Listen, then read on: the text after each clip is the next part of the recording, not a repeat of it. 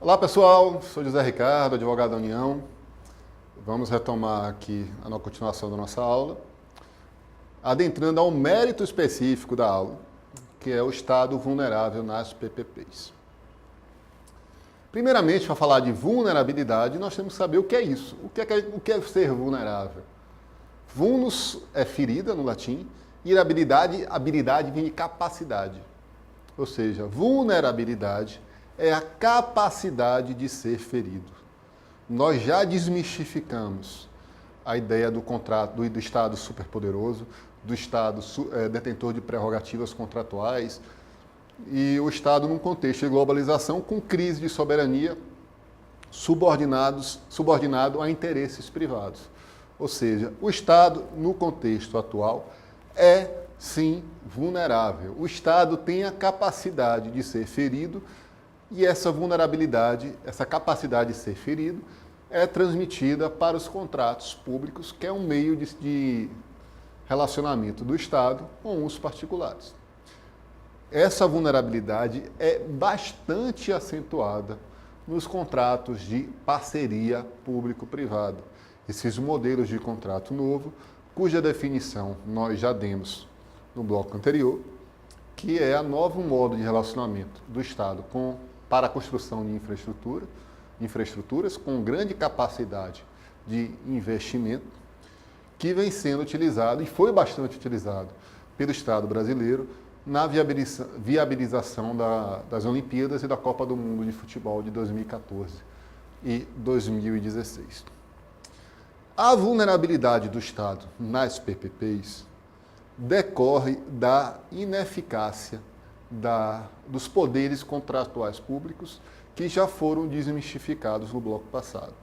Nós já vimos que o poder de autotutela administrativa, o poder de fiscalização, o poder de multa, o poder de rescisão unilateral, não é uma exclusividade do Estado brasileiro. Não é um poder exclusivo do Estado decorrente da legislação administrativa. Não. O direito civil comum permite esse tipo de negociação, esse tipo de prerrogativa, que esse tipo de prerrogativa seja concedido de um contratante para um contratado ou vice-versa. Afinal, a empresa de TV a cabo pode desligar o sinal de sua TV unilateralmente. A de telefonia, se você não pagar, corta o seu sinal de telefone. A empresa de luz, da mesma forma, corta a sua eletricidade se você não pagar. Isso sem nenhum tipo de processo judicial. É o mesmo regramento civil, então o mesmo regramento civil pode ser aplicado ao Estado na relação com com seus particulares. Pois bem, quais são os tipos de vulnerabilidade do Estado nas PPPs? Na minha tese de mestrado, lembrando que esse foi o tema da minha dissertação, eu dividi essas vulnerabilidades em 3 espécies.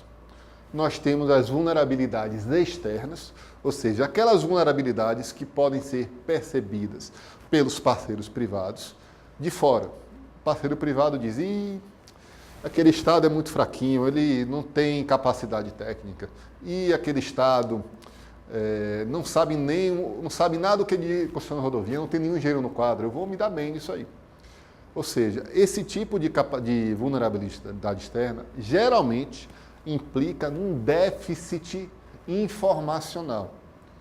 O parceiro privado, por ter a expertise no negócio, e isso é um ponto positivo das PPPs, como nós vimos, aproveita-se de saber totalmente sobre o modelo de negócio e do fato do Estado não ter nenhum conhecimento desse tipo de situação. O Estado não sabe quanto é que custa 1 quilo de cimento, quanto é que custa um quilo de asfalto, metro cúbico de asfalto, não sabe quanto é que custa um peão, e aproveita-se para fazer a modelagem do negócio de uma forma que ele vai ter o máximo de lucro possível, de maneira extremamente excessiva. A vulnerabilidade informacional, que é percebida de fora pelo parceiro privado, vai implicar num desequilíbrio contratual que nós vamos ver lá na frente.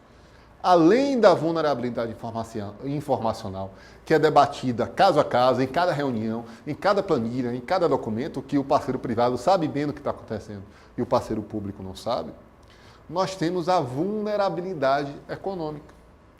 Se o Estado não tem a capacidade de investir, não tem a capacidade de contratar assessores ou empresas de apoio técnico, não tem a capacidade de realizar estudos para verificar modelo de negócio ou a situação em que a construção será, do terreno em que a obra será realizada, ou se embasar tecnicamente para diminuir o déficit informacional, o parceiro privado vai verificar e vai, da mesma forma, obter vantagens negociais que vão implicar no desequilíbrio contratual.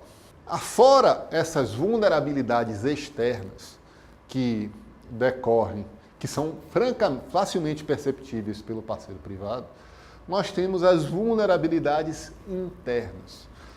O Estado, olhando para si mesmo, consegue perceber que ele tem vulnerabilidade perante o parceiro privado.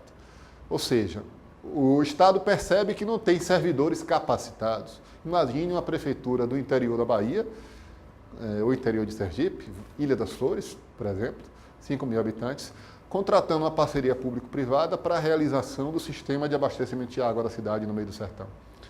Isso aí, obviamente, o parceiro privado que realizar esse investimento vai saber que aquele município não tem nenhuma capacidade técnica interna e o Estado vai saber internamente que tem esse déficit para poder ser melhorado. Não tem o corpo técnico. É uma vulnerabilidade interna do Estado.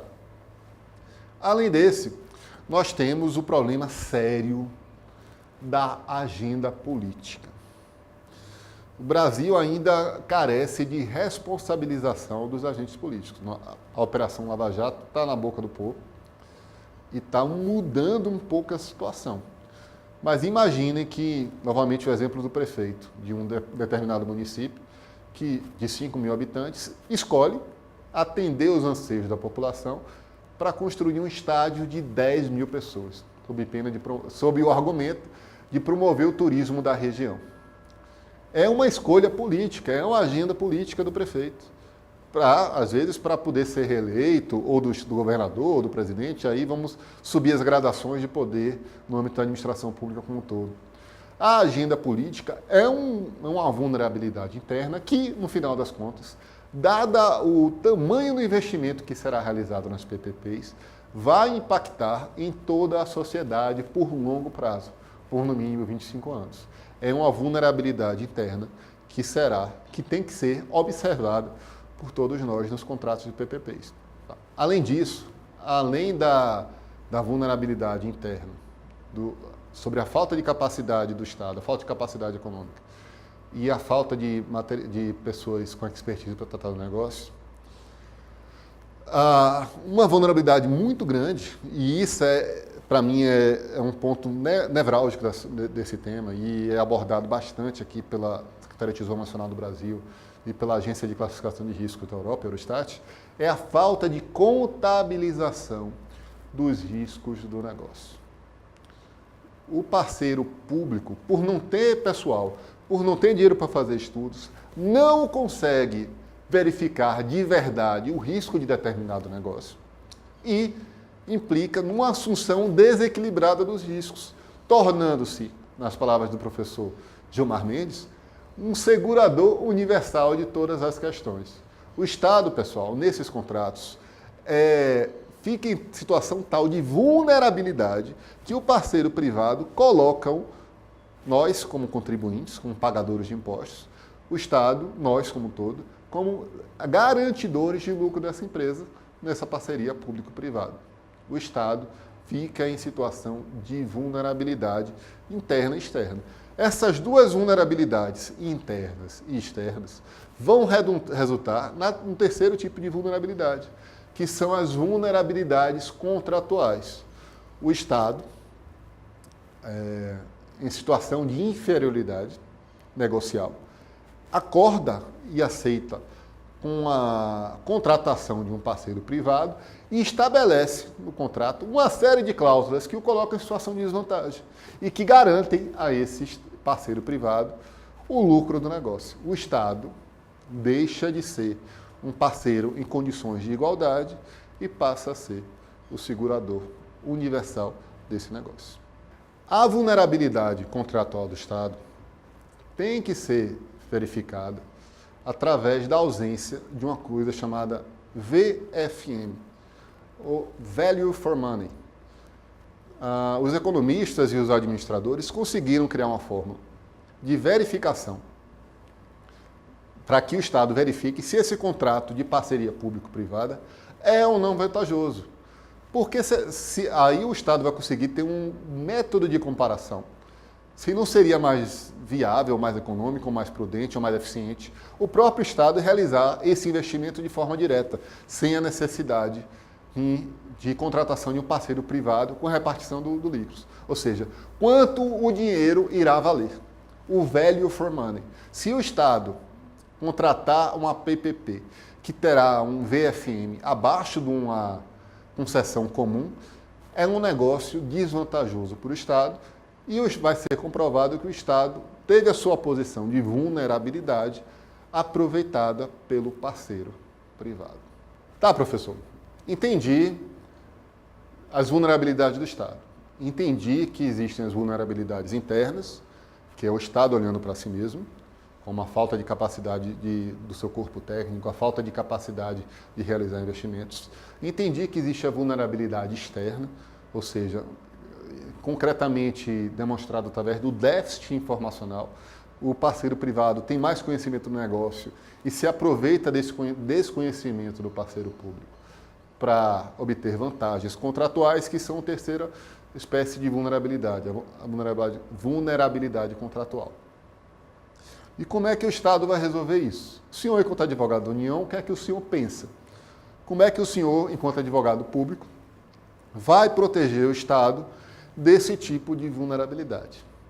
Bom, tratei isso na minha tese e conseguimos as seguintes medidas de prevenção para obstar qualquer tipo de aproveitamento do parceiro privado dessas vulnerabilidades públicas.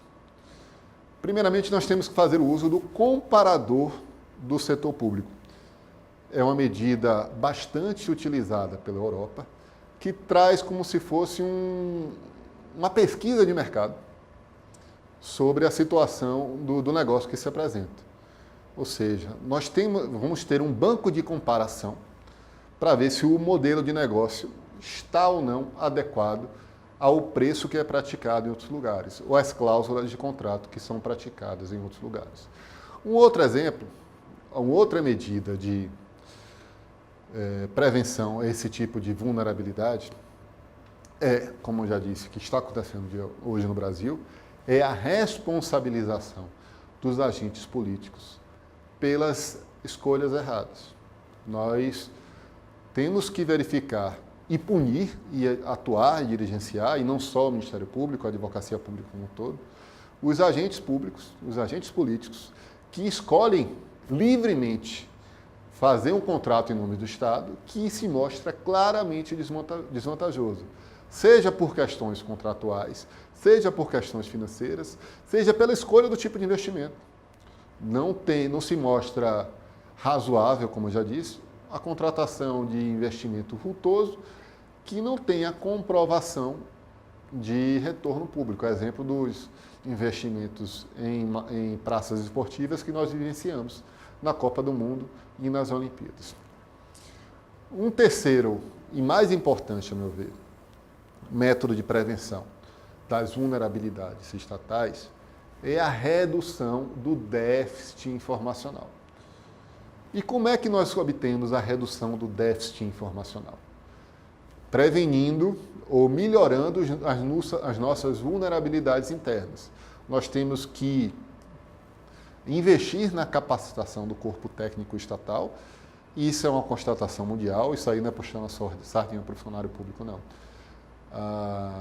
Em Portugal, é um país que mais realiza PPPs no mundo, e foi instalada uma CPI que verificou isso. O Estado não tinha corpo técnico estatal para poder diminuir esse déficit informacional e colocar um Estado em plenas condições negociais com um parceiro privado. Além disso, o Estado tem que usar técnicas de regulação para diminuir o déficit informacional. Professor, que técnicas são essas? Nós temos o sinalizing, a sinalização, e o screening. Sinalizing, ou seja, o Estado fica com seu corpo técnico à espera de uma sinalização do parceiro privado. Ou seja, ele verifica, esse cara fez isso. Se ele está fazendo isso, é porque ele está ganhando lucro demais nisso. O parceiro privado demitiu não sei quantos atendentes de pedágio, ou automatizou toda o parque de pedágio dele. Ou seja, aquele custo que ele disse que ia ter com direitos trabalhistas dos seus funcionários, não existe, era maquiagem.